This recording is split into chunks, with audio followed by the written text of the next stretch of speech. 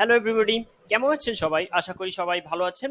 So আজকে আমরা যে জিনিসটি শিখব সেটি হলো স্নিপেট এডিট করা। স্নিপেট সম্পর্কে আপনাদের অনেকেরই আইডিয়া থাকতে পারে, তারপরও আমি বলছি স্নিপেট কি। স্নিপেট হলো আমরা গুগলে যদি কখনো কোনো কিছু সার্চ করি, সাপোজ আমি এখানে লিখলাম best shoes in Bangladesh. So যখন আমি এই কিওয়ার্ডটি দিয়ে সার্চ করব, তখন আমার সাথে গুগল কতগুলো সার্চ রেজাল্ট শো করবে এটা আপনারা জানেন। সো আপনারা দেখুন, গুগল শুধুমাত্র সার্চ রেজাল্টই শো করে না, সাথে কিছু ইনফরমেশন শো করে। যেমন এখানে কিওয়ার্ড বা টাইটেল, উপরে ইউআরএলটি শো করতেছে, দেন এখানে মেটা ডিসক্রিপশনটি শো করছে।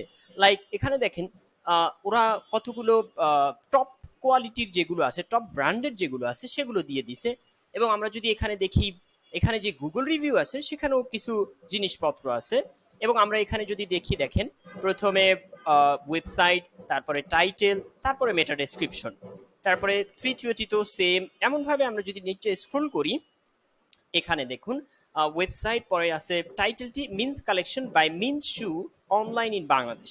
এবং এখানে ডেসক্রিপশনটি কি লেখা আছে, Walker footwear is a popular online shop to buy men's formal dress.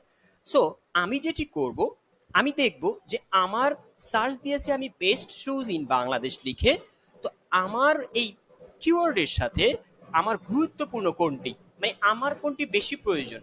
So আমার যদি মনে হয় এটি বেশি প্রয়োজন, এবং এখানের নিচেরটুকু পড়ে আমি বুঝতে পারবো যে আসলে আমার প্রয়োজন অনুযায়ী সে ওই ব্যাপারে লিখছে কিনা।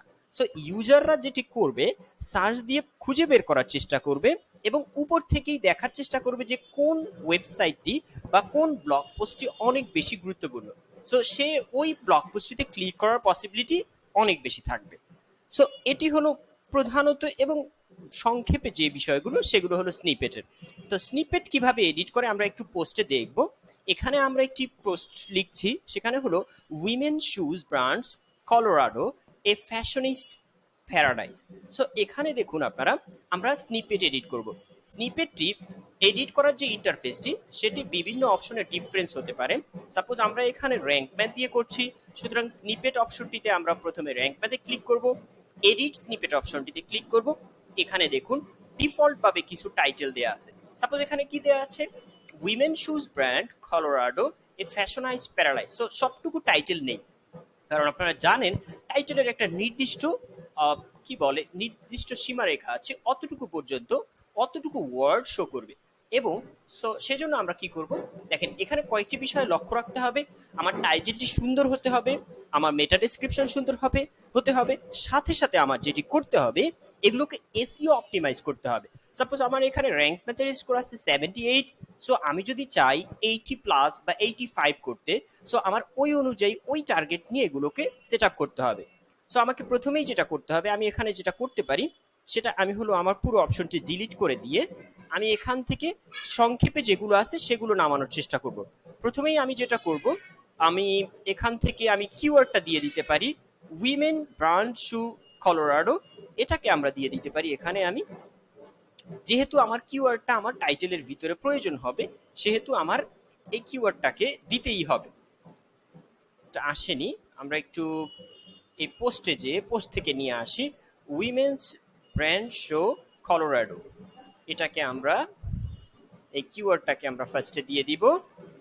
দেন আমরা এখান থেকে, যেহেতু আমার আরো অপশন আছে আমি দিতে পারি, সো আমি এটাকে আরেকটু বড় করতে পারি। সো আমি আমার ব্র্যান্ড নেমটাকে শো করতে চাই, আমার যে ওয়েবসাইট নেমটি সেটি শো করতে চাচ্ছি। সো আমি একটি সাইট সেপারেটর ক্যারেক্টার দিয়ে দিলাম, দেখুন এখানে সেপারেটর ক্যারেক্টার চলে আসছে। এরপরে আমি আমার সাইট টাইটেলটি দিয়ে দিতে পারি, সাপোজ আমার ব্র্যান্ডের নাম ফুড ফ্রেঞ্জি, সো আমি এটির সাথে দিয়ে দিতে পারি। সো মোটামুটি গ্রিন হয়ে গেছে, আমি মনে করছি এটা ঠিক আছে।